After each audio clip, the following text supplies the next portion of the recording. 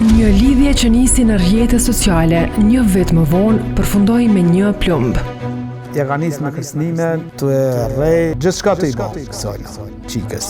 Arieta Rosha i thot se për muaj të tërë u kërcënua, u shantazhua dhe u detyrua t'i jepte para. Natën e 28 qershorit, ajo pretendon se luftoi për jetën e saj.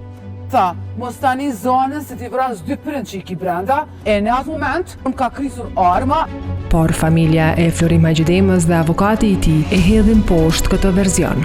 Ne konsiderojmë që kjo ka qenë një vrasje me qëllim dhe me dashje të drejtë për të. Çfarë ndodhi brenda banesës në Ferizaj? Pse fqin dëgjuan britma dhe përleshje? Çfarë zbulojnë dokumentet e siguruara nga MAT për të kaluarën e Florim Hajxhidemës? Dhe cilat janë provat mbi të cilat po ndërtohet hetimi? Ne besojmë që ka elemente të mbrojtjes së nevojshme, të cilat e përjashtojnë përgjegjësinë penale. 2 versione, një natë tragjike. Përgjigjet kërkohen në prova. MAT sjell ekskluzivisht dëshmitë dhe rrëfimet e të dyja palëve. Vrasja në Ferizaj, 2 versionet e natës tragjike.